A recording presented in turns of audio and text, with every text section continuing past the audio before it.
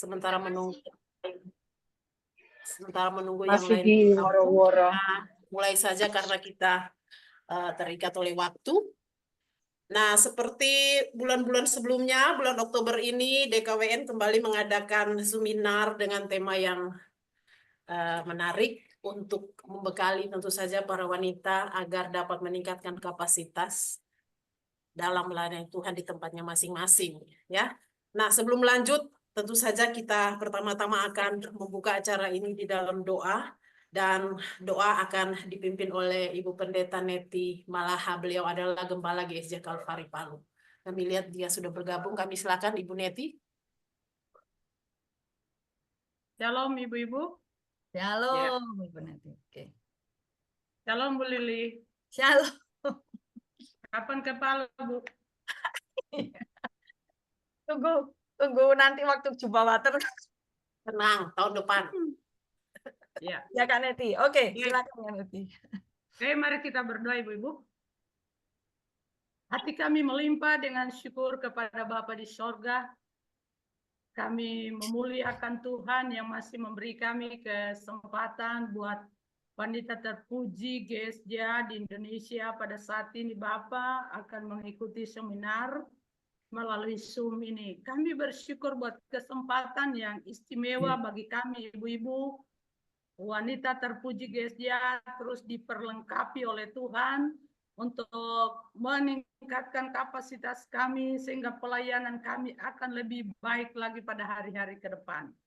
Tuhan akan terus memakai kami ya Tuhan, dan kami berdoa Tuhan akan memberkati pembicara pada seminar pada sore hari ini. Buat Ibu Indri, Tuhan Engkau urapi dengan hikmat daripada Tuhan. Dan semua kami peserta akan mengikuti juga diberkati oleh Tuhan. Terima kasih Bapak, acara kami pada sore ini kami berdoa biarlah dalam pimpinan Allah Roh Kudus dari awal sampai akhirnya. Kami berdoa juga buat jaringan kami, ibu-ibu yang mengikuti seringkali mengalami gangguan. Kami patahkan semua pekerjaan kuasa kegelapan yang coba mengganggu lewat jaringan di dalam nama Yesus. Terpujilah Tuhan. Kami serahkan seluruh rangkaian acara seminar pada sore ini di dalam pimpinan kuasa Roh Kudus-Mu dari awal hingga akhirnya. Dalam nama Yesus kami berdoa dan bersyukur. Haleluya. Amin. Amin. Terima kasih Ibu Neti. Sekarang kami akan memperkenalkan pembicara kita pada sore hari ini. Beliau sudah hadir ya, sudah bergabung. Ya, beliau adalah Pendeta Dr. Indriyanti Malilimanta MDiv, biasa disebut atau disapa Ibu Ingrid ya. Sudah menikah, memiliki 2 orang putri yang sudah dewasa, yang satu sedang lanjut studi dan yang satu sudah bekerja. Saya lihat catatan pendidikan beliau ini bukan kaleng-kaleng ternyata ya. Beliau menempuh pendidikan S1 tahun 87 dan kemudian S1 di SAPI, kemudian S2 di APTS Filipina tahun 93 jurusan teologi, kemudian pendidikan S3 AGST Filipina tahun 2019 dengan jurusan pendidikan dalam bidang konseling Kristen. Nah, selain itu beliau juga adalah pelayan Injil GSJA sejak 1987. Dan sekarang sedang melayani sebagai dosen tetap di STT Sati Karanglo sejak tahun 93 sampai sekarang. Beliau juga adalah Ketua Departemen Konseling GSJA 1 Jatim, Ketua Empowerment Counseling Center STT Sati, kemudian istri Gembala Sidang GSJA Ebenezer Surabaya, konselor Kristen, kemudian pembicara di seminar-seminar, luar biasa. Nah, tema seminar kita sore hari ini adalah pagar penjaga kebun anggur. Bu, sejak flyer tema ini muncul, saya coba tebak-tebak ini materi soal apa ya. Tapi puji Tuhan sampai hari ini tidak ketebak. Gitu Dan ya. justru bikin penasaran ya.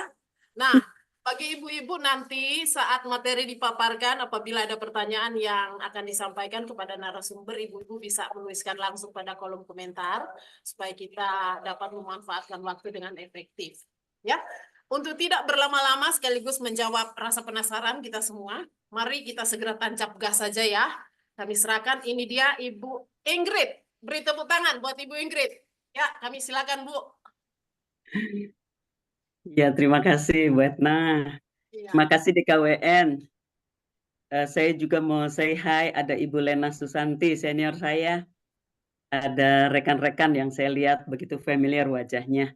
Ada teman-teman, adik-adik kelas juga. Puji Tuhan, ini kesempatan yang baik sekali. Saya ingin membagikan mengapa saya memilih judul seperti itu. Karena memang topik umumnya relationship. Sebenarnya topik ini muncul dari kegalauan hati saya. Ketika mendengarkan para wanita ya, ketika konseling, ketika bercerita satu sama lain, itu ada sebuah kegalauan yang mengganggu hati saya, kenapa harus demikian. Ya, kadang kita memang menyimpan sesuatu yang sebenarnya kita ingin untuk menyatakan, tetapi kita menimbang sana, menimbang sini, supaya jangan membuat kerusakan lah begitu ya, atau mengganggu kalau negara stabilitas ekonomi. Tapi kalau di dalam relasi, dalam pelayanan, dalam pergaulan, kita tentunya menjaga hubungan-hubungan baik begitu. Tetapi banyak kali karena kita menjaga, ya kita sendiri yang terdampak begitu. Izinkan saya share screen.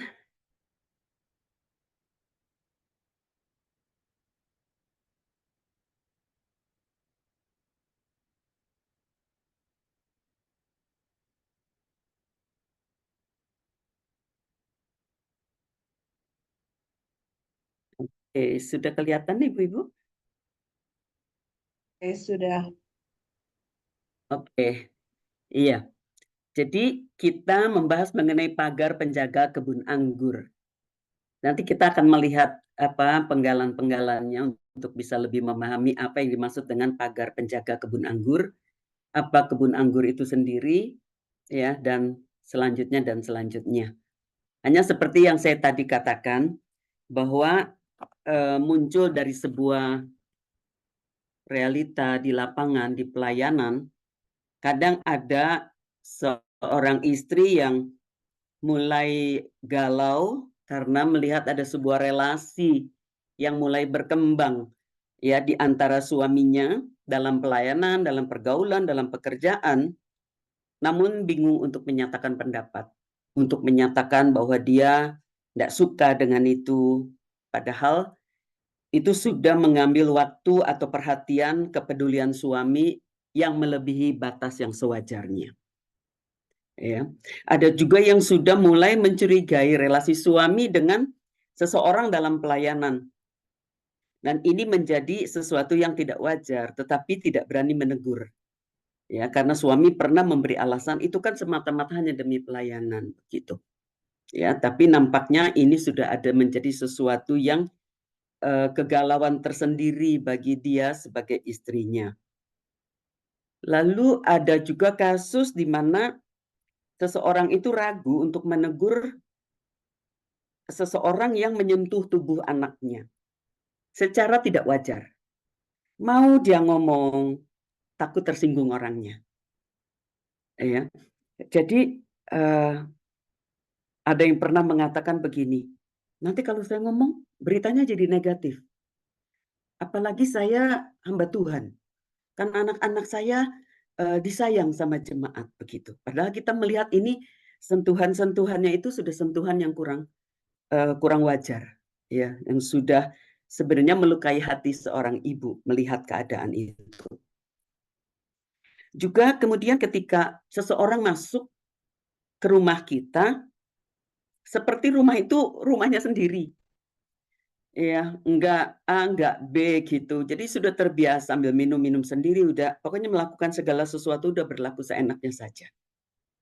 Dan saya banyak mendengar ketika kalau ini terjadi misalnya di gereja atau itu di pastori, akan sulit sekali bagi mungkin anak ibu gembala, anak gembalanya untuk menegur, tapi dia rasa tidak nyaman karena keadaan-keadaan seperti ini.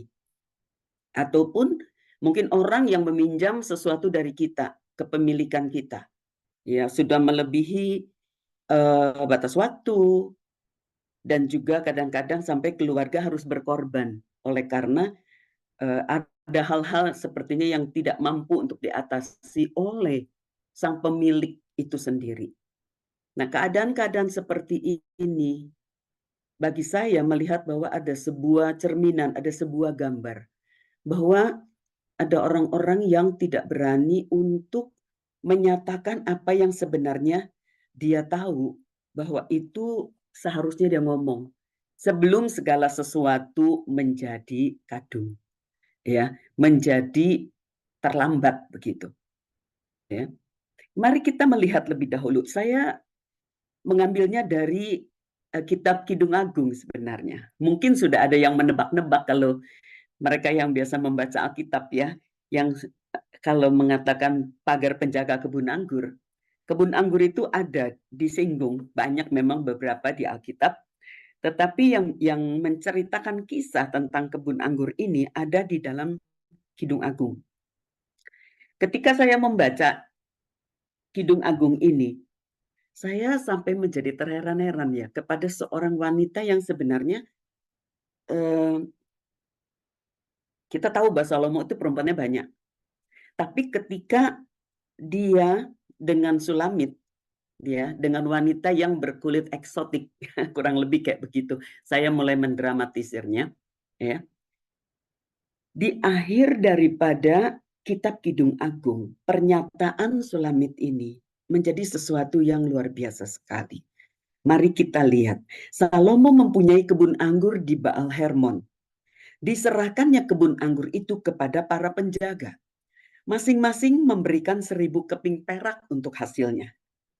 Kebun anggurku yang punyaku sendiri ada di hadapanku. Bagi mula 1000 keping itu Raja Salomo, dan 200 bagi orang-orang yang menjaga hasilnya. Ini sesuatu keadaan yang luar biasa. Wanita ini sebenarnya kalau mau dikatakan bukan siapa-siapa kalau dibandingkan Salomo. Tapi dia berani mengatakan demikian. Kalau mau dibandingkan kekayaan yang berupa tanah, kebun anggur, dia dengan Salomo, itu perbandingannya ya, nggak bisa dibandingkan lah, karena Salomo memang raja, sementara dia ini siapa? Begitu. Kalau dia katakan kebun anggurku yang punyaku sendiri ada di hadapanku, kita melihat sementara Salomo itu harus menggaji para penjaga. Nanti para penjaga itu yang akan memberikan hasilnya. Jadi Salomo tidak memperhatikan, dia cuma menyuruh orang membayar saja. Tetapi Sulamit mengatakan, kebun anggurku yang punyaku sendiri ada di hadapanku. Bagi mula 1000 keping itu Raja Salomo. Jadi dari hasil kebun anggurnya, dia berani mengatakan 1000 keping itu bagi Raja Salomo. Sementara 200 bagi orang-orang yang menjaga hasilnya. Ini menunjukkan bahwa seorang wanita yang punya, saya pakai kata bisnis ya, punya usaha lah, punya usaha sendiri yaitu kebun anggurnya, bisa menghasilkan dan bisa berbagi kepada Raja Salomo. Yang sebenarnya Salomo kalau mau dikatakan ya pasti tidak perlulah, ya, karena dia punya banyak begitu. Tetapi wanita ini menyatakan bahwa bagi mula 1000 keping itu Raja Salomo. Dia mengambil bagian dari apa yang dia kerjakan untuk menyatakan bahwa dia berbagian di dalam kehidupannya bersama dengan Salomo, bersama dengan Raja Salomo. Kalau kita kembali kepada kitab Kidung Agung ini merupakan satu kitab yang saya tidak tahu apakah kita sering mendengar khotbah dari kitab ini atau kita sering mengkhotbahkannya. Ini sesuatu yang membuat saya menjadi puitis sebenarnya ketika membaca ini, ya. Kenapa? Karena sebenarnya ini ada hubungannya ini dengan apa yang dituliskan di dalam 1 Korintus pasal 13 ayat yang ke-7. Kasih menutupi segala sesuatu, percaya segala sesuatu, mengharapkan segala sesuatu, sabar menanggung segala sesuatu. Saya mengkaitkan tentang kisah kasih di dalam Kidung Agung dengan pernyataan kasih yang diucapkan atau yang dituliskan oleh Rasul Paulus tentang kasih itu sendiri. Karena kasih memang kalau Rasul Paulus berbicara, ini sesuatu yang umum. Tetapi ada kualitas kasih yang dikatakan menutupi segala sesuatu, percaya segala sesuatu, mengharapkan segala sesuatu, sabar menanggung segala sesuatu. Kalau kita melihat, saya ketika mencari gambar bagaimana untuk menggambarkannya, kok ya tepat.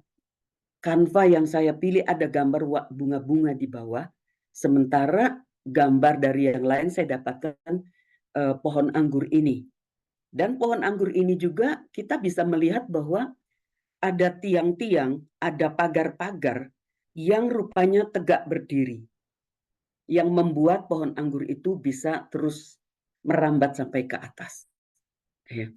Saya melihat bahwa di dalam pertumbuhannya pohon anggur ini, ketika dia sampai dia berbuah, itu sebuah keadaan yang pasti menggiurkan siapapun yang melihatnya.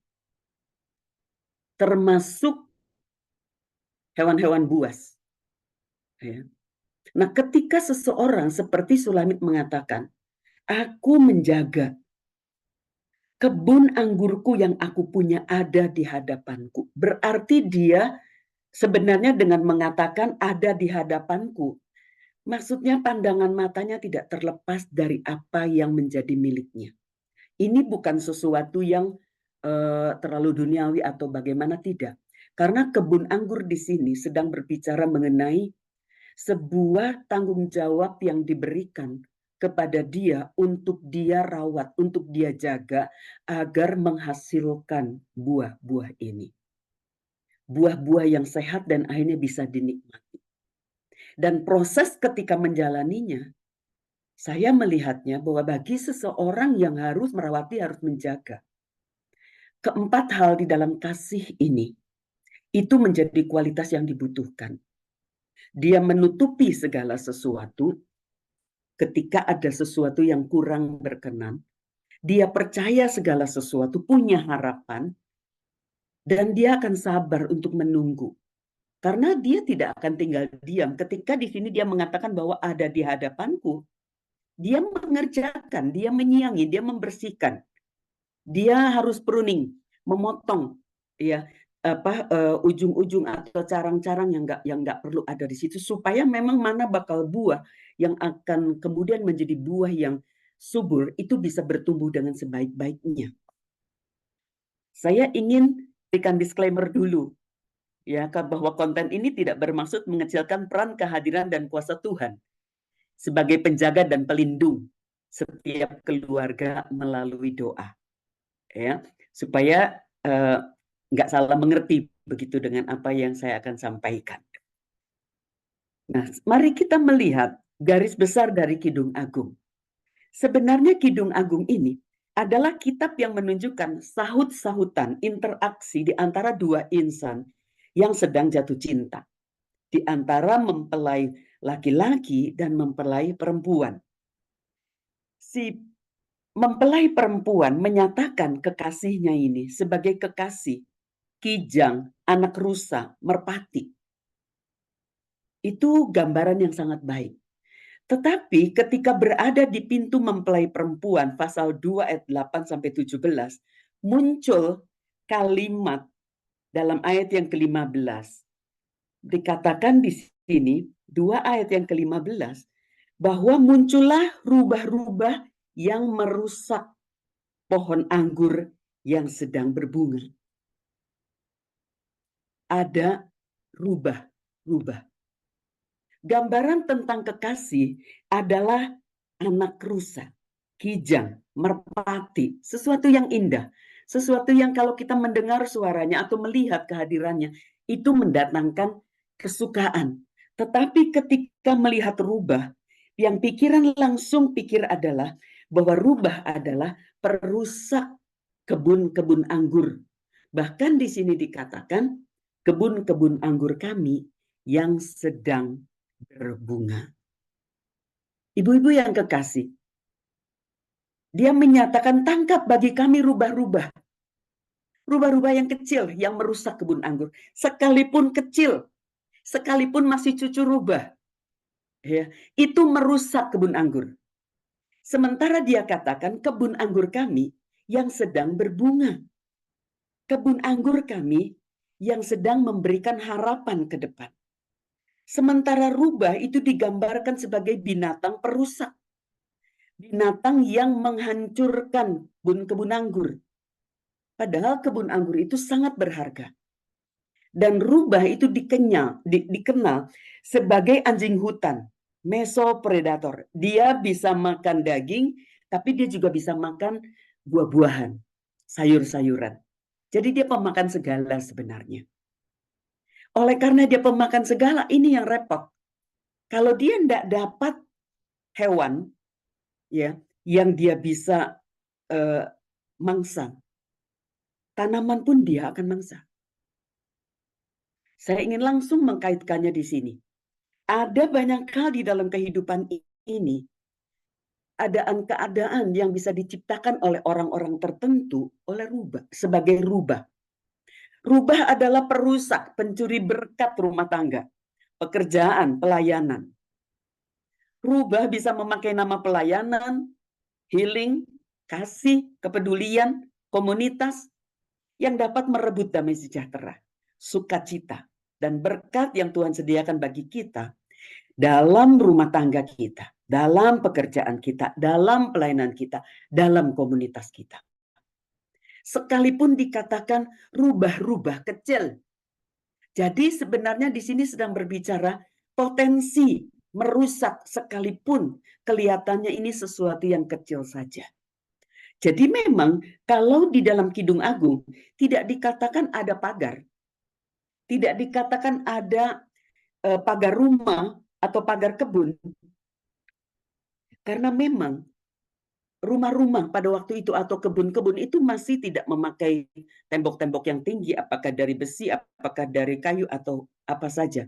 Karena seperti yang saya gambarkan di dalam gambar tadi, bahwa pohon anggur itu biasanya diberikan pagar untuk setiap pohonnya, supaya pohon itu bisa tegak berdiri. Kemudian ketika dia makin merayap ke atas, buah-buah itu akan berbuah di sisi atas. Paling kalau hanya di bawah itu sedikit saja, tetapi ketika dia sudah naik di atas, maka dia akan berbuah banyak di bagian atasnya. Satu kali ada sebuah fabel, ya, kisah tentang petani dan petani anggur dan rubah.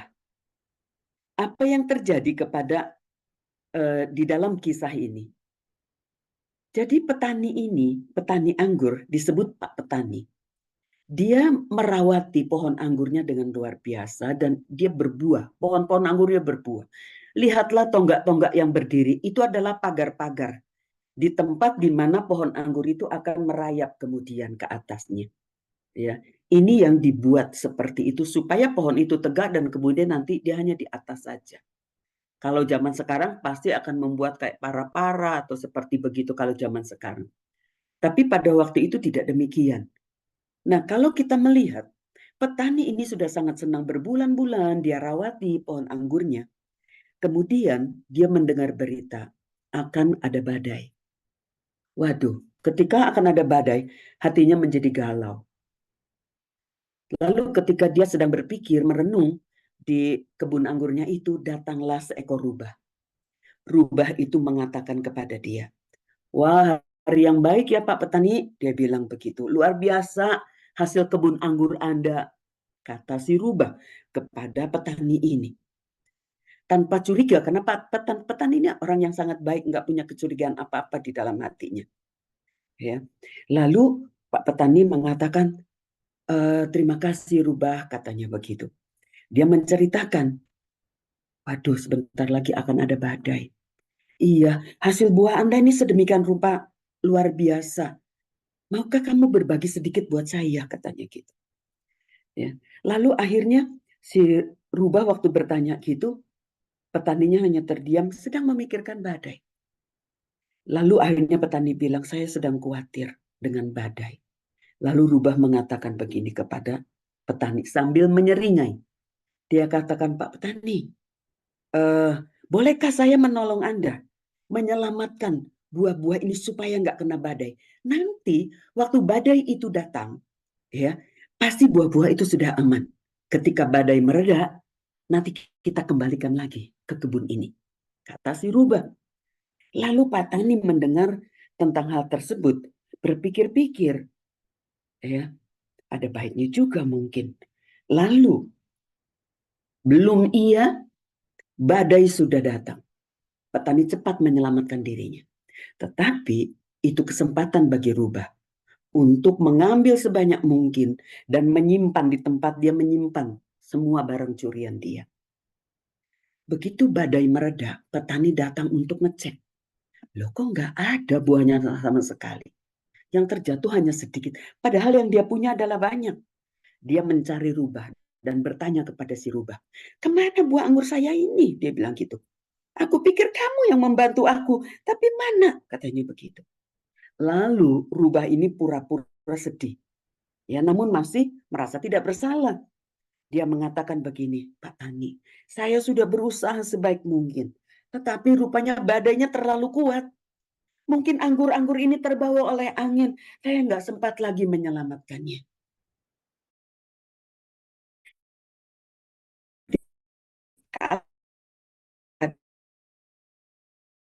Dikelabui.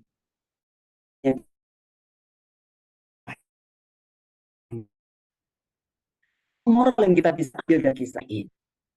Sebenarnya saya melihat seringkali orang-orang Kristen, ya, orang-orang yang baik, itu naif dan tertipu dengan keadaan-keadaan yang ada di sekitarnya. Ragu-ragu untuk mengatakan tidak, ragu-ragu untuk menolak, ragu-ragu untuk berbicara menyatakan jangan, tidak. Ya, saya tidak suka.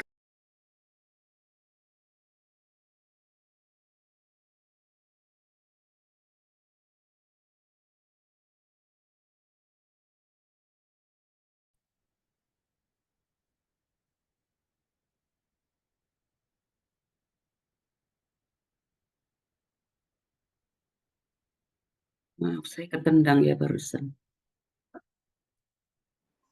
Iya Bu, lanjut saja Bu, sudah join lagi Bu. Oh, sudah ya.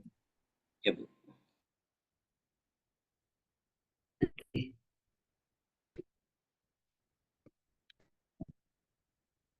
Jadi nilai moralnya yang kita bisa lihat ini sering kali terjadi kepada anak-anak Tuhan dan juga hamba-hamba Tuhan, istri, keluarga hamba-hamba Tuhan. Orang-orang yang begitu hatinya dijaga oleh firman. Sehingga ketika ada satu situasi, ada satu keadaan, ada seringkali kita merasa ragu-ragu untuk bisa menegakkan, ya, untuk bisa mengangkat pohon-pohon anggur yang dipercayakan kepada kita untuk kita jaga ada di hadapan kita. Ya, kalau kita mau katakan 24 jam, ya, 24 jam kata Sulamit mengatakan ada di hadapanku, aku menjaganya. Ya, begitu merawatinya. Tetapi ketika ada potensi kecil seperti rubah-rubah yang licik seperti ini, menipu dengan keadaan-keadaan yang sangat tidak diduga. Ada kecurigaan dikit tapi ditepiskan. Gak boleh berpikir seperti itu. Ditepiskan, masa sih saya gak percaya. Sehingga kemudian keadaan-keadaan itu merusak kebun anggurnya sendiri. Kebun anggur, apa yang dimaksud dengan kebun anggur di sini? Saya ingin membawanya ini menjadi sesuatu yang sangat spesifik. Yaitu relasi yang dikaruniai Allah dan suasana kebatinan yang di dalamnya. Kalau saya memakai istilah suasana kebatinan, saya berharap tidak menilai ini sebagai aliran kebatinan. Hanya ingin membawa ada suasana kebatinan di dalam diri kita.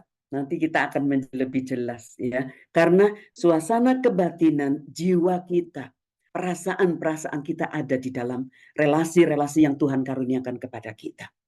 Mari kita melihat satu persatu dari gambar ini. Tuhan mengkaruniakan kepada kita kebun anggur, relasi ke dalam kehidupan kita. Baik dengan pasangan, dalam keluarga, dalam pelayanan, pekerjaan Tuhan, di kantor atau di mana saja. Relasi yang baik-baik saja. Kita bisa terkoneksi dengan orang secara baik-baik saja. Sehingga itu menjadi tempat di mana berkat Allah dicurahkan. Kita percaya bahwa ketika 2 atau 3 orang, atau ketika kita bersama-sama rukun satu sama lain, terkoneksi dengan baik, maka keadaan-keadaan itu seperti kebun-kebun anggur yang sedang berbunga, memberikan harapan. Hubungan yang baik adalah berkat.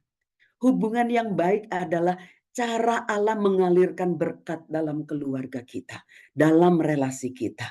Apakah relasi dekat secara khusus dalam keluarga, begitu juga relasi dekat dengan orang-orang di sekitar kita, komunitas gereja, dan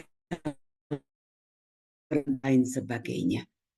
Kita melihat bahwa ada harapan, karena kesanalah berkat Tuhan dicurahkan. Karena relasi itu merupakan karunia yang Allah berikan, dan kita menjaga suasana kebatinan di dalamnya. Lalu lebih spesifik lagi, berbicara tentang kehangatan pasangan. Ini sedang berbicara mengenai relasi kebun anggur yang perlu dijaga, dipagari, agar kita memelihara relasi, menikmati suasana kebatinan ini. Kita perlu menjaga secara utuh interaksi kita dengan pasangan. Saling merindu, memiliki, memuji. Seperti yang dilakukan di dalam interaksi di antara Salomo dan kekasihnya ini, yaitu Sulamit. Dia mengatakan, kekasihku kepunyaanku dan aku kepunyaan dia. Begitu puitisnya. Betapa nikmat kasihmu, Dinda pengantinku. Jauh lebih nikmat daripada anggur.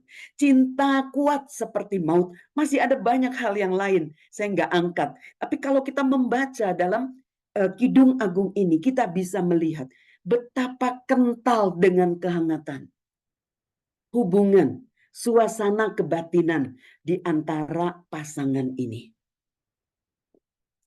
Apabila saya bertanya kepada kita semua ini, mungkin kebanyakan kita di sini menikah itu sudah puluh-puluh tahun yang lalu, barangkali beberapa, ya, yang masih ada pasangan. Apakah kita masih merindukan? Apakah kita masih memiliki dia, memuji dia dengan kata-kata yang puitis, mungkin seperti kita masih pacaran? Lalu ada orang yang mengatakan, aduh itu sudah ini ya, paling misalnya suaminya merayu. Dia mengatakan, aduh ini apa sih, udah tua, udah peot begitu ya. Enggak ada lagi yang seperti itu. Seperti enggak perlu lagi. Mungkin ekspresinya berbeda.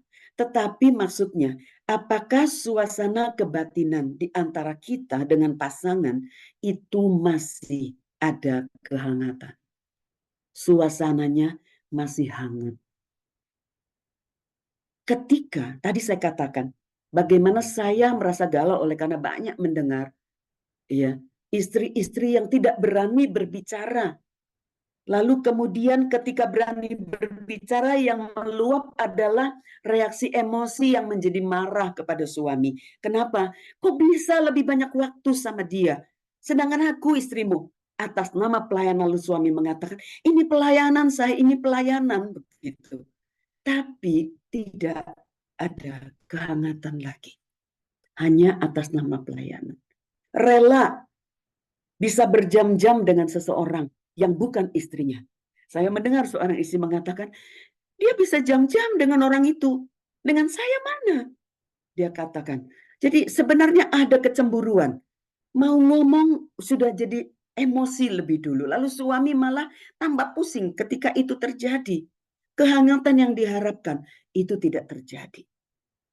Banyak kali suami istri, orang tua anak, atasan dengan bawahan, bos dengan bawahannya. Ya, di gereja pun gitu, gembala misalnya dengan bawahannya. dengan staf pastoralnya. Ini bisa terjadi, tidak ada sana kebatinan yang hangat, yang ada hanya tuntutan dan teguran-teguran, hal-hal yang mungkin lebih potensi untuk melukai. Nah, ibu-ibu yang kekasih, keadaan yang berbicara tentang harapan dan kehangatan itu sangat-sangat dipengaruhi dengan rasa aman yang ada pada diri kita. Bagaimana kita sebagai wanita itu bisa menghargai, menerima diri kita sendiri, memampukan diri untuk menghargai atau menerima pasangan kita. Perhatikan bagaimana Sulamit, walaupun dia memiliki kulit yang eksotik, dia tidak termakan dengan propaganda kulit yang putih itu yang cantik. Dia mengatakan memang hitam aku, tetapi cantik. Karena terik matahari membakar aku. Dia tahu apa yang terjadi pada dirinya. Secara fisik dia tahu dia seperti ini. Tetapi kekasihnya itu mencintai dia. Walaupun dia memiliki kulit yang eksotik. Dia menghargai apa yang ada pada dirinya. Dia bisa menerima apa yang ada pada dirinya. Ini merupakan modal di dalam diri wanita. Sehingga dia bisa kemudian menegakkan tonggak-tonggak pagar yang akan melindungi pokok anggur itu. Supaya dia bisa menjagai pohon anggurnya dari ancaman rubah-rubah kecil. Rubah bisa pergi, bisa berlari dan cari makan di mana saja. Apalagi zaman sekarang ini.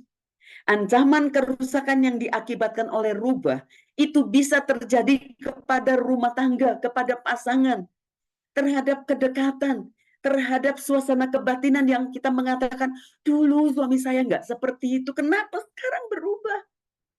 Sangat jarang sekali. Dia tuh konteks saya dulu kalau saya katakan, kenapa sih Pak? Mbok ya kasih kabar. Sekarang sudah di chat terus aja.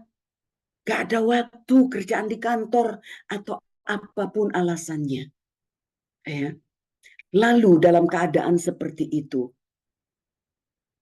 kalau kita tidak menghargai diri sendiri, tidak bisa menerima diri kita bisa terpukul, kita bisa termakan barangkali oleh kata-kata orang lain yang mungkin menyalahkan kita.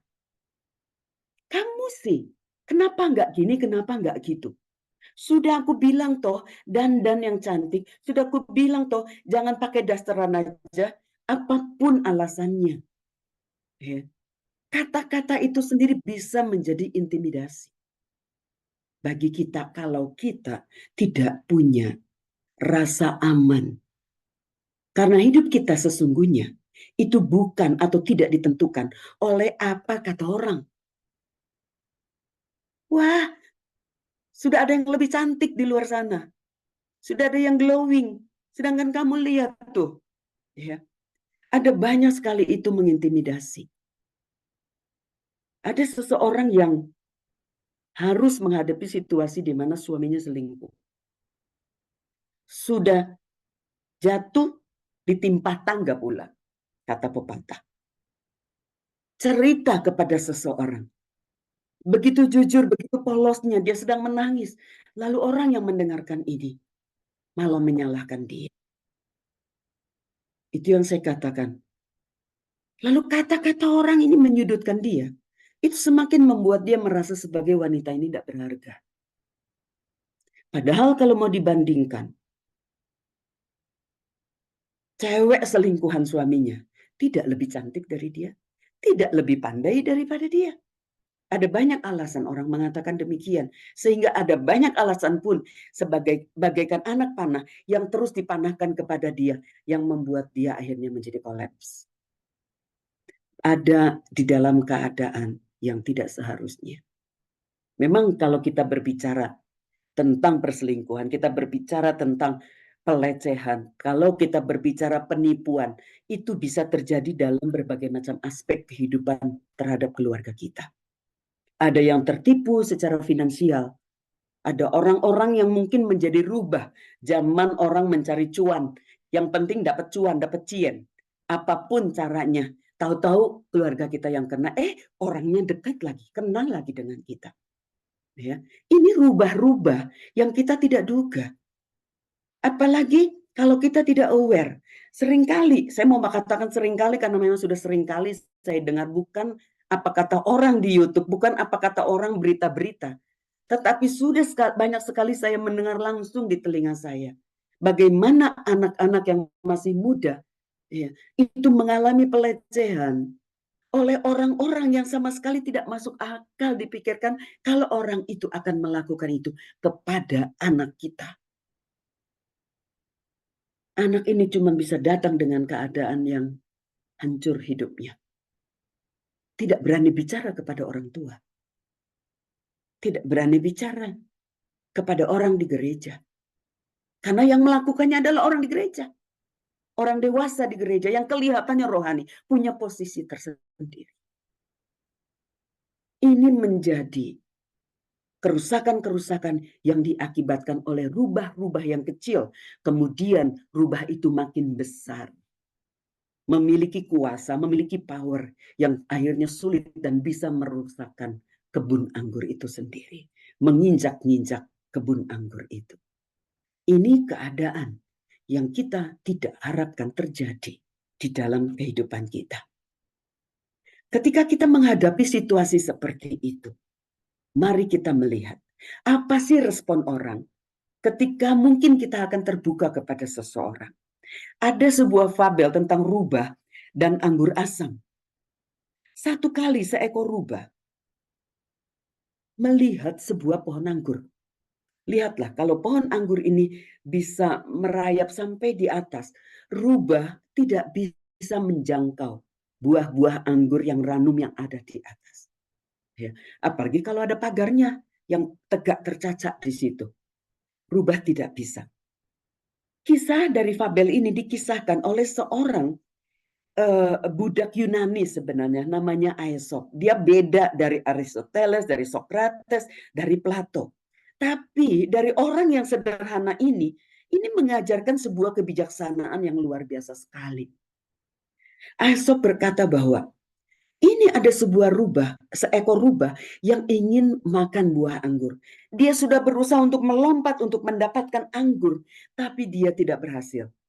Karena pohon anggur ini begitu dijaga sehingga buahnya di atas. Berulang-ulang dia ingin mendapatkan buah anggur itu.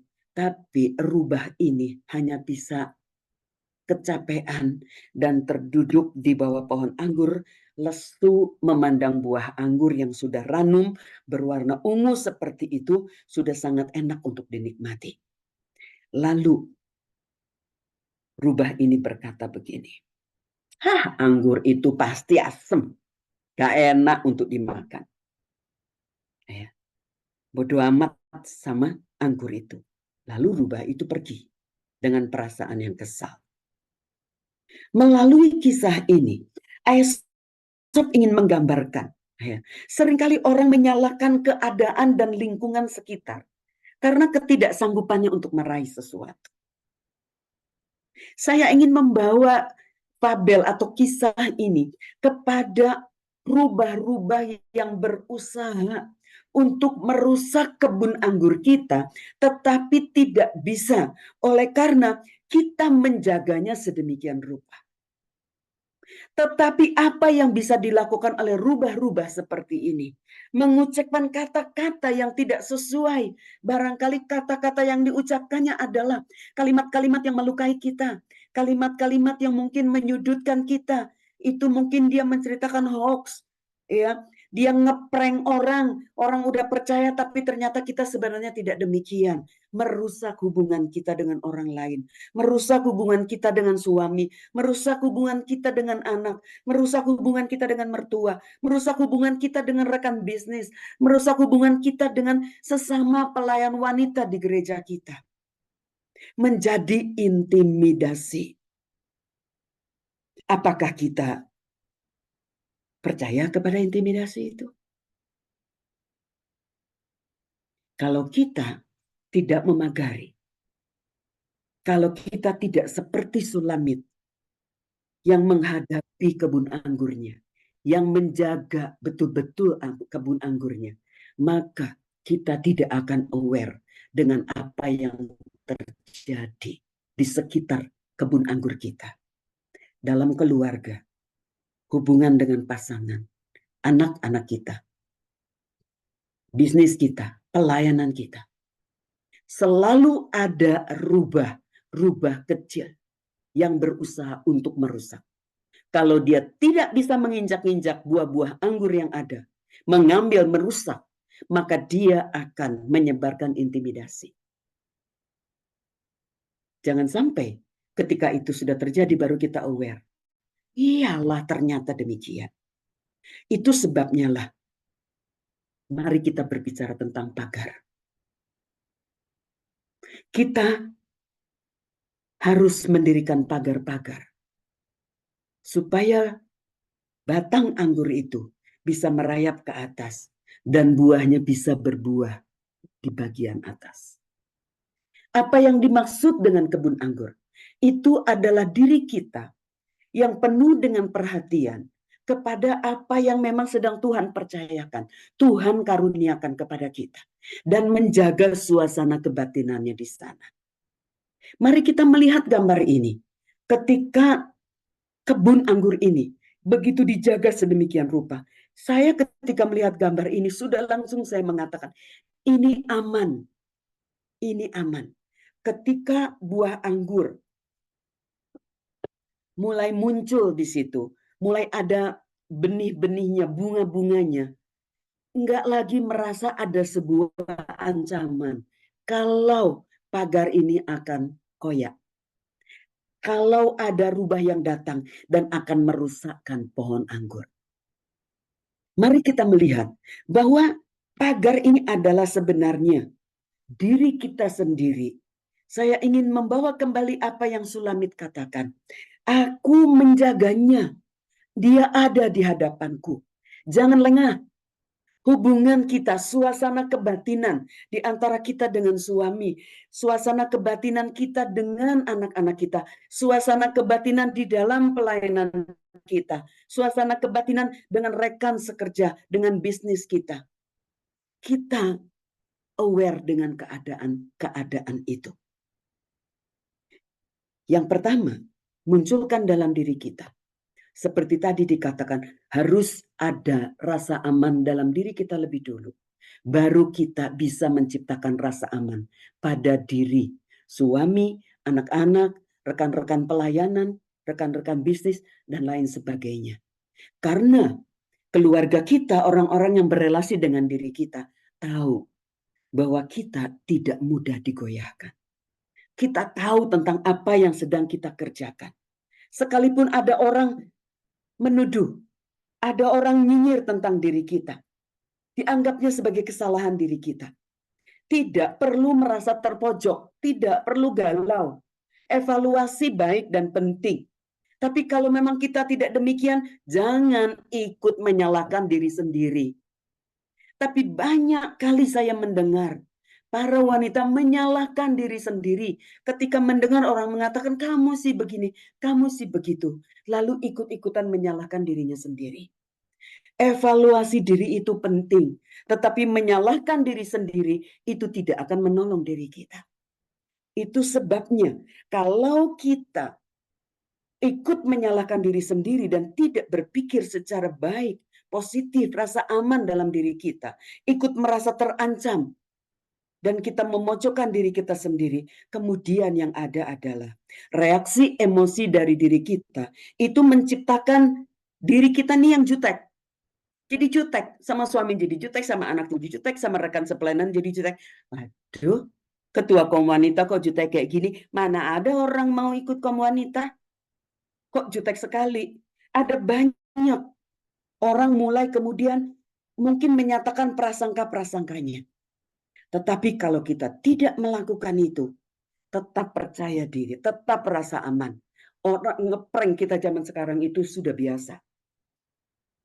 Karena ada rubah-rubah dan itu kecil. Potensi kerusakannya kalau kita biarkan, ini akan merusak kita. Jangan kita malah kemudian mulai menciptakan cari aman, cari ngegeng. Kalau di rumah ngegeng sama anak-anak, mulai menjelek-jelekan suami. Kita tidak sedang membangun pagar yang kuat di sekitar atau pada kebun anggur kita. Tapi justru kita sedang merusakkan jaring-jaring itu. Kalau kita melihat ada jaring-jaring yang dipasang di dalam gambar ini, ya kita sedang mengoyakkan jaring itu. Kita sedang merusakkan komunitas kita dalam rumah tangga. Ada istri-istri, ibu-ibu yang kemudian menceritakan kejelekan suaminya kepada anaknya, lalu anaknya ikut-ikutan. Lalu dia mulai jutek kepada suaminya. Anak-anak mulai kurang ajar. Tapi kemudian anak-anak juga kurang ajar kepada dia. Karena dia melihat bahwa sebagai ibu, sebagai istri, dia tidak menghargai suaminya. Dia tidak menghormati suaminya. Penelitian telah menunjukkan kalau istri tidak menghargai suaminya, maka anak-anaknya pun tidak akan menghargai dirinya sebagai ibu. Sekalipun usaha kita adalah mencari backingan dari anak-anak, kita tidak akan mendapatkannya. Kita harus belajar untuk aman pada diri kita sendiri. Kalau saya benar, kalau saya tidak melakukan kesalahan, saya tidak perlu terintimidasi oleh apapun. Tapi kita juga nggak perlu sombong dan marah-marah. Tenang saja, karena pembelaan itu datang dari Tuhan. Karena kebenaran itu akan menyatakan dirinya sendiri. Tetapi kita perlu untuk membangun diri kita, rasa aman kita, dan tetap berbicara yang positif, yang baik. Biar kiranya pagar-pagar yang kita bangun itu tetap tercacak kuat di tanah. Ada anugerah Tuhan di sana. Gambarannya sama seperti Yohanes 15 ayat 1 dan seterusnya tentang pokok anggur. Kalau ranting-ranting tidak tinggal pada pokok, dia tidak akan menghasilkan apa-apa. Jadi gambarannya sebenarnya bagi kita, ibu-ibu yang kekasih, kalau kita tetap ada, terikat kepada pagar itu, terus merayap di sana, tetap menaruh akar-akar kita di tanah itu, maka percayalah, lebih dalam kita memasukkan diri kita di dalam anugerah Tuhan, to the holy ground. Di sana kita akan memperoleh peneguhan daripada Tuhan. Di dalam kehadirat Tuhan, maka kita akan mendapatkan jati diri kita yang sesungguhnya. Bukan apa kata orang. Kalau kita tidak membawa diri kita ke holy ground, maka kita tidak akan mendapatkan peneguhan daripada Tuhan. Kita akan berusaha untuk membela diri kita. Kalau kita tidak mampu membela diri kita, kemudian kita menjadi orang yang terpukul, kita suntuk, kita marah dengan situasi. Lalu bisa saja kemudian kita puri, kalau orang Jawa bilang. Ya, kita ngambek, nggak mau kerjain apa-apa. Bagaimana kita bisa melakukan hal tersebut? Ya, saya memikirkan itu saja. Bertahun-tahun sering muncul itu, terserah wes nggak tak bantu, wes terserah nggak mau ini, tapi nggak bisa. Ketika ada di holy ground, ketika kembali kepada anugerah Tuhan, tidak bisa kita tinggal tetap di situ, nggak bisa kita overthinking, nggak bisa kita makan intimidasi iblis. Kenapa? Karena ketika kita tinggal dalam anugerah Tuhan, Tuhan akan menyatakan diri kita yang sesungguhnya. Tuhan akan membukakan kalau ini adalah intimidasi, ini berusaha untuk memojokkan kamu, ini berusaha untuk membuat kamu menjadi lemah. Di dalam holy ground itulah kita dikuatkan, supaya kita tetap bisa menjaga kebun anggur kita. Karena sesungguhnya dialah yang menolong kita tegak tercacak di tanah, memperoleh makanan rohani, makanan bagi jiwa kita. Karena dialah sumber bagi kita. Karena dialah yang menolong kita untuk memiliki pikiran Kristus, berpikir benar dan berpikir tepat. Seperti Filipi 2 ayat yang kelima, atau 1 Korintus 2 ayat yang ke-16. Miliki pikiran Kristus. Dan itu hanya ada ketika kita masuk dalam anugerah Tuhan. Maka diri kita ini yang terus ingin menjaga rasa aman pada diri kita, terus ingin mengatakan bahwa aku berharga, terus ingin mengatakan bahwa Tuhan Engkau sedang pulihkan aku, sedang kuatkan aku. Kita hanya memperolehnya dalam anugerah Tuhan saja. Komunitas, kita bisa saling menjaga.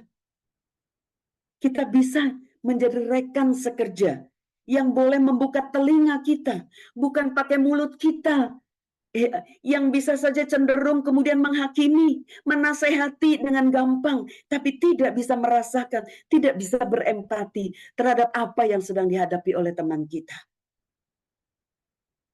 Dalam keadaan orang-orang yang sedang mengalami rubah yang kecil seperti ini, sebagai komunitas orang-orang Kristen, komunitas wanita, buka telinga kita, buka tangan kita, peluk mereka, supaya ketika ada dengan kita, mereka juga memperoleh anugerah Tuhan. Tuhan bisa memakai kita untuk merangkul mereka. Bukan menghakimi mereka, kamu sih demikian. Nanti kita bisa menjadi seperti rubah-rubah kecil itu yang malah merusak. Adalah pilihan kita. Saya tidak mau menjadi rubah, tapi saya ingin menjadi komunitas, tangan yang terbuka, hati yang terbuka. Bukankah itu lambang daripada wanita terpuji? Bahwa tujuan kita, moto kita melayani Tuhan, melayani keluarga, melayani sesama kita. Tidak dengan menghakimi. Sekalipun mungkin kita mengatakan, aku tahu karena dia begini, aku tahu suaminya memang begitu, aku tahu anaknya begini dan begitu. Tidak. Gibah. Sebagai komunitas, buka tangan kita rangkul. Ketika kita bisa punya tim, mari kita saling merangkul, mari kita doakan. Dia sedang mengalami pergumulan. Dia sedang mengalami sesuatu yang membuat dia terpuruk sekali. Mari kita doakan. Mari kita doakan. Masa-masa ini, banyak orang yang mengalami tekanan di dalam jiwa ini. Wanita terpuji yang terkasih. Mari kita semakin merekatkan satu sama lain. Seperti jaring-jaring yang ada di antara pagar-pagar kebun anggur, pohon anggur ini. Mari kita merapatkan barisan. Mari kita membuka hati kita. Mari kita membuka tangan kita lebar-lebar untuk kita saling merangkul satu sama lain. Kita juga bisa bertanya atau kita bisa meminta kepada Tuhan, jagai mulut aku Tuhan. Jagai pikiran aku Tuhan. Supaya aku adalah alat anugerah untuk membawa anugerah kepada orang lain yang sedang menghadapi tantangan di dalam kehidupan. Tengok ke kanan, tengok ke kiri.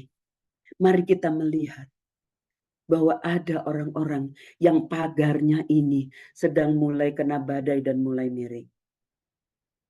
Ada buah-buah anggur yang sebenarnya ranum, sudah siap untuk dipanen, terpaksa rusak. Kadang kita tidak aware dengan apa yang terjadi. Tapi sebagai sesama wanita terpuji, sebagai satu kesatuan tubuh Kristus, mari kita merapatkan barisan, mari kita saling mendoakan orang yang kita tahu sedang dalam pergumulan. Mari kita bersama-sama hampiri anugerah Tuhan. Bagian terakhir ini, saya ingin menekankan mengenai holy ground. Apabila kita sedang menghadapi keadaan yang buat kita sendiri, merupakan keadaan yang betul-betul sampai berada di titik terendah. Ada sampai di tanah. Sulit untuk bangkit. Maunya nyerah saja. Sudah habis harus bagaimana, enggak tahu lagi. Be in the holy ground. Beradalah di tanah yang kudus itu. Ini barangkali merupakan panggilan yang Tuhan berikan. Mari datang ke holy ground. Lepaskan kasutmu. Kalau kasut ini mungkin merupakan sesuatu yang selama ini diandalkan oleh kita untuk kita berjalan. Segala sesuatu yang menjadi andalan kita berpijak. Kita merasa bahwa aku begini, aku begitu, ada pembenaran dan lain sebagainya. Ketika kita datang di holy ground, tidak ada yang tersembunyi. Semua penyesalan, semua perasaan, semua harapan, kita bisa datang dan bawa. Dan lihatlah, seperti pengalaman Musa di holy ground. ketika Tuhan menyatakan dengan api, dirinya sebagai api. Api yang menghanguskan hal-hal yang tidak berkenan. Saya percaya Dia akan menyingkapkan mata kita untuk melihat ketika ada hal-hal yang mungkin merupakan bagian-bagian yang bisa merusakkan diri kita. Sehingga kita tidak mampu melihat, menjaga kebun anggur kita. Dan menjaga suasana kebatinan yang dipenuhi dengan kasih. Yang dipenuhi dengan kepedulian bagi suami, bagi anak, bagi rekan pelayanan. Bagi orang-orang yang ada di sekitar kita. Holy ground ini akan menjadi kesempatan yang Tuhan pakai memurnikan hidup kita. Bukan untuk meruntuhkan. Bukan untuk mengatakan, sudah kamu tidak dipakai, sudah memang kamu. Tidak. Tuhan yang akan membakar hal-hal yang tidak berkenan kepada Tuhan. Tuhan yang akan memurnikan kita. Dia belum selesai. Itu sebabnya ketika kita menghadapi rubah-rubah kecil, Tuhan ingin kita jagai. Jagai kebun anggur kita. Tuhan berikan kepercayaan kepada kita. Namun, kalau kita sendiri goyang, maka kita tidak bisa menjaga kebun anggur kita. Suasana kebatinannya akan terpengaruh. Oleh karena ada kebutuhan emosional yang mungkin agak meletup-letup terasa. Dan itu membuat satu suasana yang kurang nyaman. Ketika kita datang di holy ground, rasa aman kita ada di dalam Tuhan. Dialah pembelaan bagi kita. Dialah yang berjuang buat kita. Yang akan kemudian membuat diri kita kembali tegak. Memandang, menjaga, mengawasi pohon anggur kita. Supaya sebagai wanita yang kita tahu tugas kita ini luar biasa kalau mau dikatakan. Sebagai wanita. Dalam rumah tangga, dalam pelayanan iya. Sebagian ikut bisnis. Ada banyak hal yang harus kita urus. Tetapi kekuatan kita adalah karena ada anugerah Tuhan yang mengubahkan kita. Menjadi wanita-wanita yang berharga. Oleh karena Dia. Oleh karena kita diciptakan serupa dan segambar dengan Allah. Dan kemudian terus-menerus kita diproses, kita dipulihkan ketika kita datang di holy ground. Semakin disempurnakan. Thank you, saya selesai dengan presentasi saya. Saya kembalikan kepada Bu Etni. Ya, puji Tuhan. Terima kasih banyak Ibu Pendeta Dr. Indriyanti Malilimanta MDiv. Suatu materi yang sangat luar biasa sore hari ini.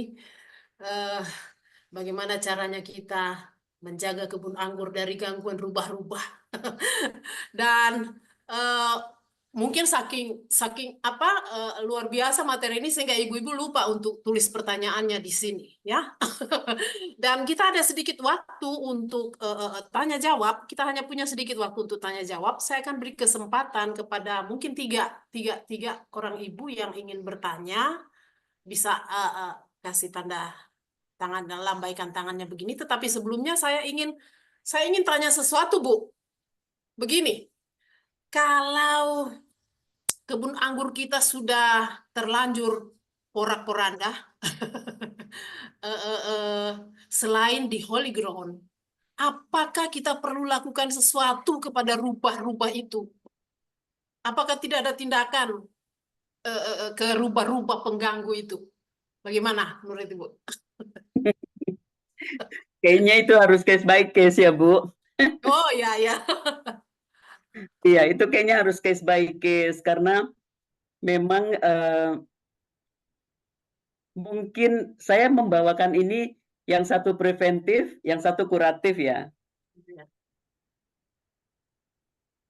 Tapi seperti tidak ada tindakan kepada rubah karena rubah itu bisa datang dari luar yang kita kalau Iya. Rasul Paulus ya, kalau Rasul Paulus ketika mendisiplin jemaat di Korintus, dia mengatakan kalau yang bukan jemaat, dia tidak bisa melakukan apa-apa. Betul ya? Ketika ada satu anak yang melakukan percabulan, dengan istri daripada ayahnya.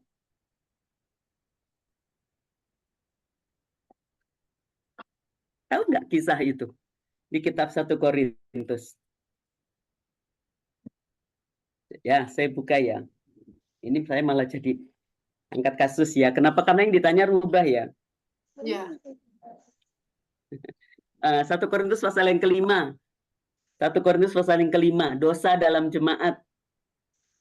Ini kan berarti rubah-rubahnya ini sudah merusak ya. Ya, ya. Gitu. Kebun anggurnya juga sekarang sudah bukan berbicara tentang keluarga saja, tetapi ini gereja. Ya. Kalau sudah masuk di 1 Korintus gitu. Jadi maksudnya ada rubah yang merusak. Ya, jadi ada percabulan yang terjadi di situ ya.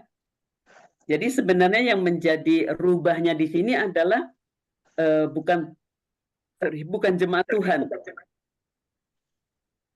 Sehingga Rasul Paulus mengatakan di dalam ayat yang ke-12, sebab wewenang apapun aku menghakimi mereka yang berada di luar jemaat, bukankah kamu hanya menghakimi mereka yang berada di dalam jemaat? Mereka yang berada di luar jemaat akan dihakimi Allah. Ya, jadi kita melihat bahwa karena saya katakan tadi kasus per kasus, tapi tidak bisa kita bahas kasus per kasus, hanya saya langsung mengangkat di sini saja. Kalau rubah-rubah itu ada di dalam jemaat, tentunya pimpinan dari gereja, pimpinan jemaat, begitu. Kecil sekali suaranya. Tetapi kalau salah satu orangnya itu adalah orang di luar jemaat, ya, kita tidak bisa melakukan apa-apa kepada orang itu karena dia bukan jemaat. Tetapi kalau di sini kan anaknya itu sendiri, si anak daripada si ayah ini kan jemaat. Ya, ya. Ya, kepada anak ini didisiplin, kepada anak ini dilakukan sebuah tindakan. Tetapi kepada perempuan itu nggak bisa melakukan apa-apa. Kalau untuk zaman sekarang, ditarik ke zaman sekarang nih, kalau memang ingin melakukan sesuatu, saya kok agak, kalau mau mengatakan tarik ke jalur hukum, itu lebih baik jangan tanya pendeta ya, tanya sama ahli-ahli hukum. Maksudnya apakah itu bisa dilakukan begitu untuk mendatangkan efek jerah? Ya, jadi rubah-rubah ini ya bisa merusak hubungan suami istri, bisa Ya, merusak itu maksudnya. keluarga, Ya. bisa merusak keuangan keluarga. Ya, kalau penipuannya dalam hal keuangan, ya tadi makanya saya katakan rubah itu tuh bisa makan daging, bisa juga makan pohon-pohon, gitu, Ya. tanaman-tanaman atau buah-buahan. Ya, rubah-rubah sekarang suka daging kan ya, daging mentah. Tapi juga suka makan-makan yang enak di hotel itu yang mentah-mentahan. Ya, ya. Ya, jadi maksudnya ya memang ada banyak zaman sekarang ini. Kayaknya udah Ya. sangat mati ya. Gitu. Jadi di satu sisi preventif, ayo kita sebagai wanita mari kita Bangun kita pagar yang kuat. jaga, taruh pandangan kita. Jangan keenakan kebanyakan pelayanan, jangan keenakan cari duit terus, jangan keenakan sosial terus, jangan keenakan ini itu. Sementara kita nggak jaga. Sulamit, wanita yang sederhana, dia mengatakan kebun anggurku ada di hadapanku, dan itu bisa menghasilkan bagi Salomo yang punya. Ya, jadi sebenarnya sedang berbicara bahwa aku loh kulitku hitam, ya, tapi aku manis katanya. Aku ini cuma wanita yang sebenarnya nggak ada apa-apanya, tapi ketika aku berusaha menjaga merawati, ya, aku bisa bahkan memberi kepada Salomo. Ada hasil yang kita bawa bagi suami, bagi anak-anak. Saya percaya wanita terpuji bisa melakukan itu, ya, karena kita juga tidak sendirian. Ada hikmat dari Tuhan yang memampukan dan menolong kita. Oke, terima kasih banyak Bu. Ini sudah ada yang menulis pertanyaan, saya akan bacakan. Oh, kalau ini bukan pertanyaan tapi kayak pernyataan. Ya, seringkali kita tidak bisa mengusir rubah-rubah itu, Bu, karena kita memang tidak mampu untuk mengusirnya. Apakah seperti itu? Kemudian ada juga satu Ibu Ripka Setiasi, apakah boleh sharing secara pribadi? Bolehkah minta nomor WA-nya? Ya, bagaimana, Bu? Boleh, boleh. Iya, nanti minta ke TKWN. TKWN punya nomor saya. Oke. Ya. Ya. Ya, ini pertanyaan berikut dari Ibu Farida Siagian. Saya mau tanya, Bu, bagaimana jika kita berbuat baik terhadap sebuah komunitas, namun dalam komunitas itu kita tidak menjabat, namun orang-orang yang menjabat merasa terganggu dengan hal-hal yang kita buat. Sementara yang kita buat sangat berdampak bagi komunitas dan tidak ada yang keberatan. Namun oleh inisiatif dan hal baik yang kita lakukan membuat kita dicibir, dipojokkan, dan dianggap tidak menghargai mereka yang sedang menjabat. Bila diklarifikasi, takutnya berdampak lebih tidak baik lagi. Mhm. Iya. Wah, ini pertanyaan yang bagus, Ya, sekaligus didengar oleh para pemimpin. ya, Jadi dengan begini nanti sudah ada solusinya ya para ibu-ibu pemimpin kalau ya. terjadi di water ya. Tapi kalau itu terjadi di luar sana misalnya begitu ya. Barangkali saya hanya mengusulkan bangun jembatan. Biasanya tak kenal tak sayang. Oh, Kenalnya itu bukan cuma sekedar tahu si ini enggak. Maksudnya ada kedekatan emosional ya. Gitu. Seringkali program-program dalam gereja pun ya bisa menjadi sepertinya saling bertentangan, tetapi sebenarnya bukan programnya yang bertentangan, tetapi karena hatinya belum satu, oh, hatinya iya, belum ketemu gitu. iya. Jadi ya orang-orang yang potensial ya. Kalau saya lebih memilih kalau memang tidak ada kesempatan untuk melakukan, maksudnya tidak terbuka kesempatan itu, ya sudah gitu. Karena saya percaya promosi itu datangnya dari Tuhan. Iya, iya. Ya, kita kerjakan saja, kita lakukan saja apa yang menjadi bagian kita. Begitu. Ya, kalau ini soalnya ada daerah-daerah pelayanan orang begitu.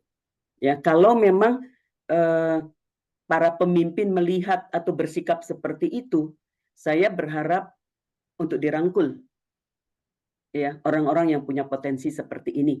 Tapi bagi misalnya itu saya yang punya potensi, tapi saya nggak dapat jabatan apa-apa, ya kemudian saya melakukan banyak hal. Kalau dilakukan di dalam patok-patok yang jelas, tidak masuk ke patoknya orang, ya mungkin itu masih aman, gitu. Selalu kalau kita masuk ke patok orang harus kulo nuwun gitu ya, kalau orang Jawa bilang harus permisi begitu. Ya, tapi buat saya akhirnya saya ingin mengatakan bahwa bangun hubungan, kedekatan dengan orang-orang tertentu gitu. Jadi ada dua ini ya, tapi kalau dari diri kita sebagai orang yang banyak sekali talentanya, tetapi sepertinya kita nggak ada di posisi apa-apa, tapi kita sudah sangat berdampak begitu ya. Jadi lakukan aja, atau mungkin kita harus menciptakan sebuah pelayanan, tapi tidak masuk ke pagarnya orang begitu. Karena Tuhan bisa saja memunculkan sesuatu dari diri kita gitu, yang tidak dimunculkan kepada orang lain. Maksudnya orang lain nggak nangkep itu, cuma kita yang nangkep. Mari kita bikin saja gitu. Ya, intinya kesatuan hati ya. Intinya orang Sulawesi bilang sudah saling tahu hatinya masing-masing sehingga ada apapun itu nggak akan ada yang tersinggung, nggak ada yang merasa tersaingi dan lain sebagainya. Yang penting Bangun kedekatan hati. kedekatan. Bangun Ya. kedekatan hati. Ya, Iya. terima kasih Bu atas jawabannya. Mudah-mudahan Bu Farida Siagian dapat menangkap ya apa yang telah dijawab. Dan di sini juga ada pernyataan terima kasih semakin paham tentang rubah-rubah di zaman ini. Zaman ini banyak sekali rubah. Dengan pertolongan Tuhan kita dimampukan untuk menghadapinya. Pertanyaannya belum ada lagi. Mungkin ibu-ibu mau ada yang bertanya secara langsung. Saya masih beri kesempatan sekitar ini. Kita punya waktu tinggal sedikit. Kalau ada yang mau bertanya, satu orang lagi saya masih beri kesempatan. Ibu-ibu silakan. Adakah? Kalau tidak ada, saya yang tanya. Ibu Lili ya. Ya, Ya, Saya silakan Bu Lili. kira-kira saya berpikir tadi, boleh nggak kalau kita melibatkan orang lain untuk membantu kita menjaga kebun anggur kita? Nah, entahkah itu keluarga, misalnya kita minta bantuan pendeta, atau menjaga pagar komunitas kita dengan meminta bantuan orang lain. Boleh nggak ya?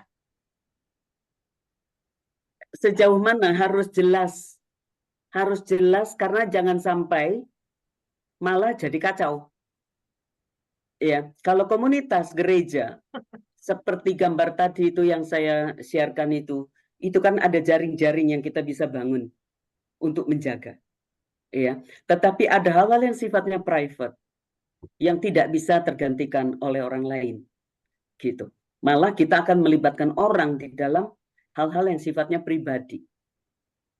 Ya, jadi kalau itu komunitas, kalau itu gereja, ya, coba dibangun komunitasnya sehingga itu menjadi jaring-jaring yang bisa kemudian dibangun di antara sesama. Itu kan karena pagar itu kan ada banyak jemaat misalnya atau kita satu persatu ya.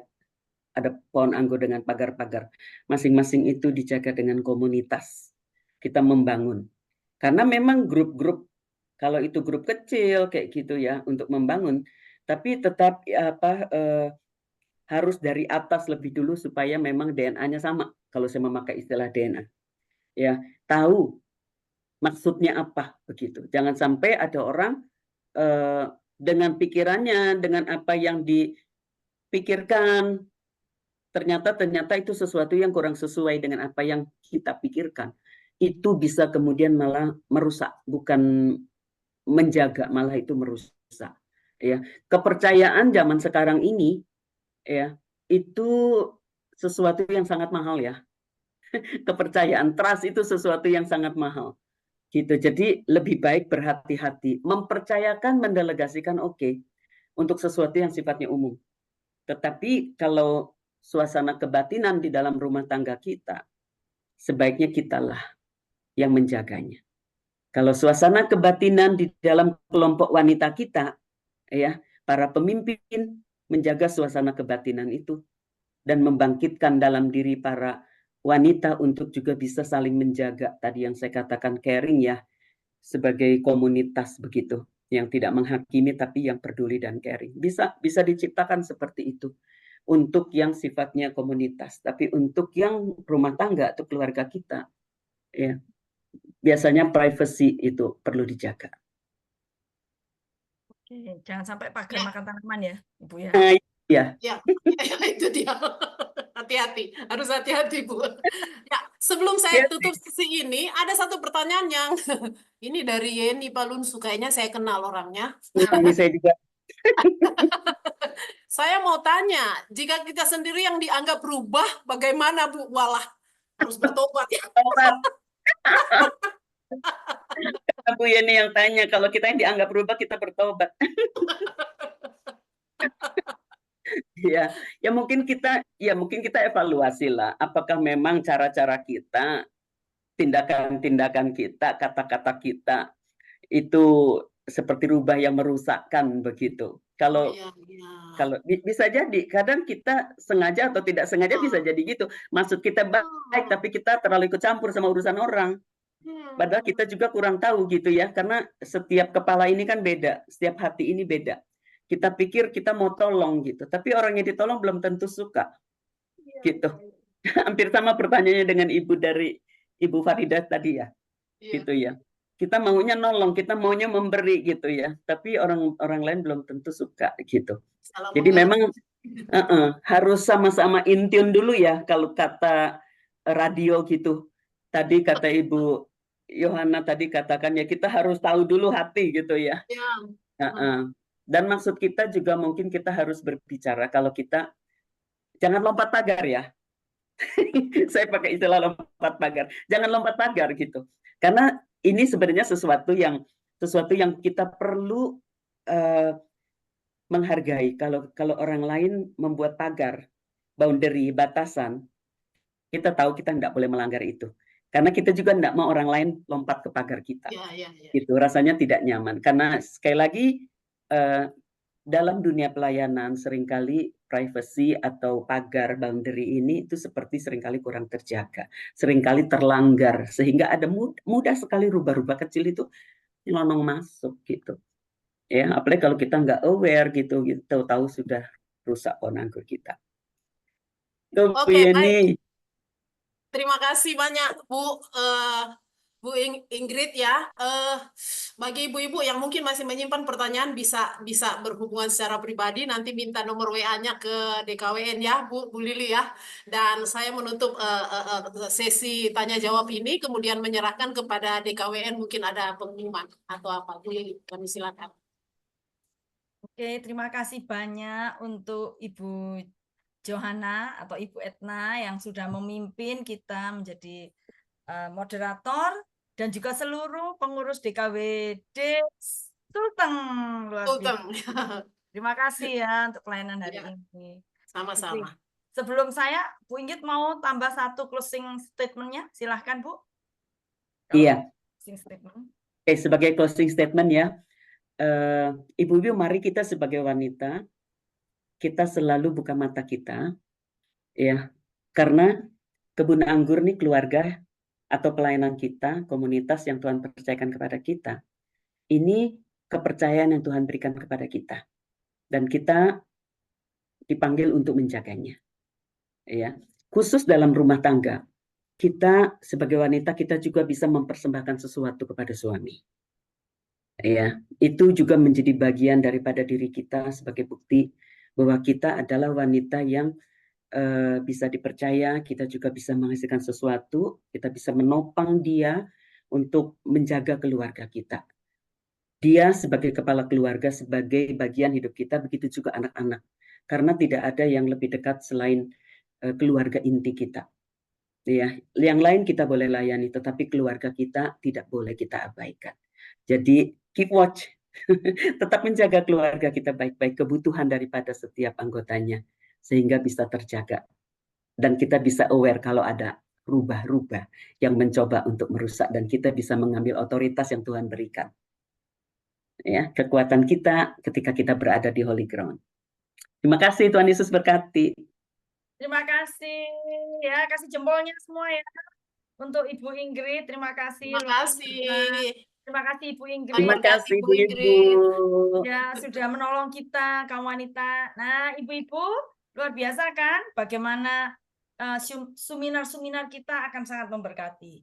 Bagi ibu-ibu yang sudah diberkati, share-lah kepada yang lain. Setiap Sabtu minggu pertama itu kita akan belajar bersama-sama dengan semua kaum wanita dengan topik-topik yang menarik dan juga pembicara yang luar biasa ya.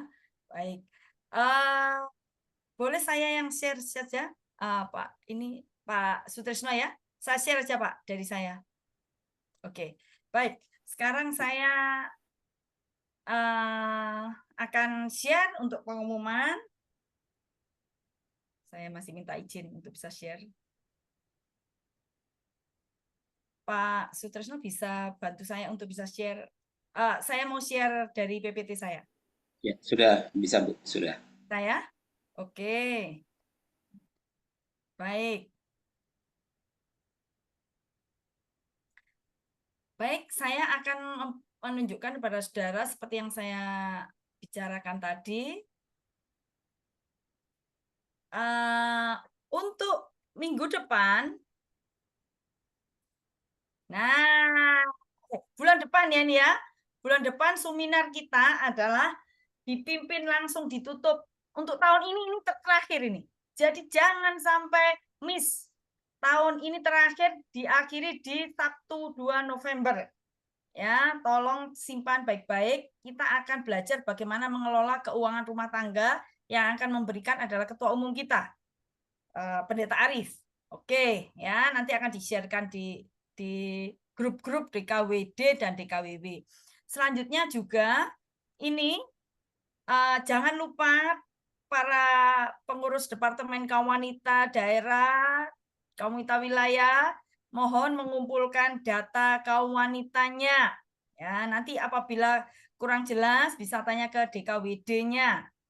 Ya, apa yang harus dikumpulkan seharusnya ini 30 September, tapi apabila ada yang belum mengumpulkan, ayo semua daerah harus mengumpulkan supaya kita bisa lihat perkembangan daerah kita, ya, kaum wanita di daerah kita. Nah, kemudian ada oke sebentar. Nah, ada tadi ada yang menanyakan di grup. Bu, bagaimana saya bisa tahu materi-materinya? Bagaimana saya bisa dapatkan materi ini? Untuk dengar lagi. Kadang-kadang kita lupa ya. Kita ingin dengar yang kedua atau ketiga. Langsung saja ibu-ibu bisa lihat di YouTube Wanita Terpuji GSJA. Nah, ini YouTube-nya Wanita Terpuji GSJA. Saudara bisa cari. Nah, nanti kalau gambarnya begini, nah ini klik saja. Di situ ada materi-materi seminar setiap bulannya. Ya, jadi ibu-ibu bisa lihat di situ. Saya juga masih mengingatkan tentang FB Lapak Water GSJA. FB ini bisa masuk di Facebook grup Lapak Water GSJA. Cari juga di FB, cari Lapak Water GSJA. Nah, nanti itu ada, daftarkan diri Anda supaya bisa tahu. Mungkin kalau membutuhkan barang dari daerah-daerah lain, bisa terhubung lewat FB Group Lapak Water. Jadi kita akan membuka khusus untuk wanita GSJA se-Indonesia untuk menghubungkan kita semua se-Indonesia, ya. Baik. Nah, selanjutnya mengenai ada sesuatu yang mungkin baru, ya, tapi saya harus memberitahukan yang disebut dengan precious water. Ini sebenarnya sudah diumumkan, dibicarakan di DKWD, tapi saya umumkan untuk semua karena di sini kemungkinan ada ibu-ibu pengurus kaum wanita gereja lokal, gereja setempat. Jadi kita tahu bahwa di Titus maupun Timotius membedakan antara perempuan tua dan perempuan muda.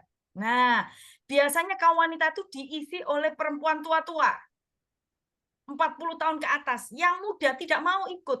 Padahal kalau yang muda kita membutuhkannya untuk regenerasi. Bukankah begitu? Regenerasi pengurus. Dan juga kadangkala wanita muda ini justru lebih banyak pergumulannya karena baru mengalami masa-masa awal-awal pernikahan. Mereka membutuhkan dukungan. Karena itulah apabila kaum wanita di gereja ibu-ibu ini banyak yang muda, adakanlah ibadah kaum wanita precious water. Khusus wanita muda. Jadi ini tidak sama dengan wanita tua, gitu, maksudnya tidak gabung. Karena kalau wanita muda, mereka mungkin model acaranya berbeda, ada games, ada nonton film, ada diskusi, mungkin berbeda bentuk-bentuk kegiatannya. Karena itu, apabila ibu-ibu tertarik dan merasa bahwa gereja saya perlu mengadakan precious water, bisa menanyakan kepada DKWD atau DKWN bagaimana bentuknya dan seperti apa. Bisa menanyakan kepada kami ya, supaya ini bisa ada di gereja-gereja yang memiliki kaum wanita yang lebih muda, yang banyak kaum muda yang belum terlibat di kaum wanita. Nah, selanjutnya ini outer masih ya? Ya, masih yang mau outer. Nah, cuman saya pamer nih, saya lagi pakai bandananya juga dari outer. Bagi saudara yang pengen pesan, nah ada ini. Ini semua adalah kreasi dari Ibu Sri Kartika, Ibu Made, yang bagian bidang entrepreneur, ya, entrepreneurship kewirausahaan. Ada apa ini? Nah, ini pouch baik besar atau kecil, ada gantungan kunci, semua dari kain wanita terpuji. Jadi bila saudara ingin mau membuat satu set yang warna sama, dari baju sampai dari atas kepala sampai tas, silakan menghubungi Departemen Kaum Wanita Daerah masing-masing. Nah, ya, pemesanan dilakukan lewat Departemen Kaum Wanita Daerah. Demikian juga buku panduan. Buku panduan ini murah, isinya bagus, bisa dipakai di KKA atau di ibadah kaum wanita gereja masing-masing. Karena kadang-kadang butuh bahan kan, daripada susah pakai ini. Nah, kalau ini sudah ada bahannya, nanti yang melayani tidak harus ibu gembala, bisa juga pengurus kaum wanita, karena sudah ada buku panduannya. Silahkan hubungi Departemen Kaum Wanita Daerah atau bisa lewat Departemen Kaum Wanita Nasional. Ya, harganya masing-masing berbeda, bergantung Departemen Kaum Wanitanya di daerah. Oke. Nah, ini perhatian yang diminta khusus untuk pengurus Departemen Kaum Wanita Daerah. Akan ada Prarapimnas, Suminar, Zoom, kok seminar, Zoom meeting. Jadi pertemuan Prarapinas akan diadakan via Zoom bagi pengurus Departemen Kaum Wanita Daerah. Mohon dicatat tanggalnya Senin 14 Oktober. Berarti minggu depan ya? Atau 2 minggu lagi. Jam 5 WIB, 6 WITA, dan jam 7 WIT WIT ya, Indonesia Timur. Silahkan mencatat dan kita akan mengirimkan nanti mengenai meeting ID dan passcode-nya. Terima kasih untuk semuanya. Kita senang walaupun mendekati akhir tahun, kita tetap semangat di dalam melayani kaum wanita. Saya serahkan kepada Bu Lili, ada pertanyaan satu, boleh nggak? Oke. Mengenai lomba TikTok, kapan diumumkan? Oh iya ya ampun. Sebenarnya sudah ada, lupa ini, harusnya sekarang diumumkan. Sudah digodok, tinggal resminya aja mungkin yang belum ditampilkan. Tunggu sampai Soalnya yang ngirim pada nanya. ya. Ya. Apalagi Oke. Sulteng ya, semangat sekali ya. Nanti Haleluya. baik. Ya, oke. Oke. Tunggu tanggal mainnya. Akan segera sudah selesai penggodokannya, tinggal diumumkan. Nanti akan diumumkan di grup Departemen Kaum Wanita Daerah. Oke, terima Ya, kasih. kita grup nasional. Oke, terima kasih untuk diingatkan. Baik. Kalau tidak ada pertanyaan lagi, saya serahkan kepada Ibu Emi yang akan menutup kita di dalam doa. Ya, Shalom ibu-ibu semuanya, kita bersyukur kepada Tuhan, kita bisa sampai pada akhir daripada seminar kita pada sore hari ini. Sebelum kita mengakhiri, mari kita berdoa bersama-sama. Bapak, kami mengucap syukur Tuhan untuk kehadiran Tuhan sepanjang seminar ini, melalui hamba Tuhan yang melayani pada sore ini, Ibu Ingrid. Tuhan, ada banyak hal yang dapat kami pelajari hari ini. Tuhan, tolong kami semua para wanita sehingga kami bisa menjadi wanita-wanita hebat yang bisa menjaga kebun anggur kami. Tuhan, tolong kami semua sehingga apa yang kami dengar pada sore ini bukan sekedar menambah pengetahuan kami, tetapi ada bagian-bagian tertentu yang Tuhan bicara di dalam batin kami, sehingga kami bisa melakukan itu di dalam hidup kami, dan kami mengalami kemenangan di dalam setiap hal di dalam hidup ini. Bapak, hamba-Mu berdoa, Tuhan memberkati hamba-Mu, Ibu Ingrid, yang sudah menjadi berkat bagi kami. Tuhan terus pakai hamba-Mu di dalam pelayanan, baik sebagai dosen, baik sebagai gembala, dan juga pelayanan-pelayanan untuk memberikan seminar dan sebagainya. Tuhan, pakai hamba-Mu dengan urapan daripada Tuhan, sehingga di mana hamba-Mu berada, terus menjadi berkat dan berdampak bagi banyak orang, khususnya bagi para wanita. Bapak, hamba-Mu berdoa Tuhan untuk organisasi kami, Gereja Sidang Jemaat Allah. Kami serahkan badan pengurus pusat ke dalam tangan Tuhan. Kami serahkan badan pengurus daerah-daerah yang ada di Indonesia. Kami juga menyerahkan badan pengurus wilayah yang ada di Indonesia, Departemen Nasional, Departemen Daerah, Departemen Wilayah. Kami serahkan ke dalam tangan Tuhan. Tuhan terus memakai hamba-hamba-Mu ini di dalam kepemimpinan yang ada, sehingga melalui kepemimpinan daripada hamba-hamba-Mu ini, Gereja Sidang Jemaat Allah semakin berkembang, kerajaan Allah semakin kuat di Indonesia, bahkan sampai kepada bangsa-bangsa. Hamba-Mu berdoa Tuhan terus memberkati gereja-gereja setempat di mana kami jemaat-Mu ada Tuhan.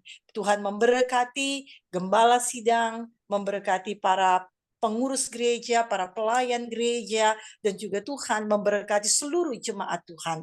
Kami percaya bahwa Tuhan sedang membawa kami menuju kepada gereja yang relevan sesuai dengan apa yang menjadi program dari organisasi kami ya Tuhan. Bapak, kami juga menyerahkan untuk khususnya Departemen Kaum Wanita ke dalam tangan Tuhan. Kami berdoa biarlah semakin banyak wanita bisa kami jangkau melalui program-program yang ada, baik itu melalui program nasional, program daerah, program wilayah, maupun program gereja setempat. Biarlah semuanya hanya satu hal yang kami lakukan, yaitu banyak wanita yang bisa datang kepada Tuhan, bernaung di bawah kasih karunia Tuhan, dan kami menjadi berkat serta berdampak bagi banyak wanita. Bapak, kami juga Tuhan menyerahkan untuk Prarapinas Prarapimnas yang akan kami laksanakan di dalam bulan ini. Tuhan tolong sehingga di dalam Prarapimnas ini semua yang kami bicarakan dapat diselesaikan atau dapat tersampaikan dengan baik, sehingga semua program-program yang akan kami bawa di tahun 2025 itu seturut dan sejalan dengan kehendak daripada Tuhan. Terima kasih Bapak, hamba-Mu berdoa Tuhan, Tuhan terus memberkati kami semua di dalam kehidupan kami. Biarlah kehidupan kami menjadi wanita-wanita terpuji dimanapun kami berada. Hidup kami menjadi berkat. Orang lihat hidup kami, orang bisa menemukan ada karakter Kristus di dalam diri kami. Dan hidup kami berdampak baik bagi orang-orang yang ada di sekitar kami. Terima kasih Bapak. Kami berdoa Tuhan memberkati Sulteng, DKWD Sulteng yang sudah menolong dan melayani pada sore hari ini di dalam seminar. Kami berdoa Tuhan terus pakai DKWD di dalam seluruh pelayanan yang sedang mereka lakukan di Sulawesi Tengah. Tuhan berkati mereka, Tuhan urapi mereka dan kembangkan pelayanan mereka. Terima kasih Bapak. Kami mengakhiri seminar pada sore hari ini hanya di dalam nama Tuhan Yesus. Haleluya. Kita bersama-sama katakan amin. Ya, Tuhan Yesus memberkati semua. Sampai jumpa bulan depan. Tuhan Jangan berkati. bulan depan. Bu Lili cantik loh tuh bandananya. Oh iya dong, pamer ini. Nah, gayanya anak muda.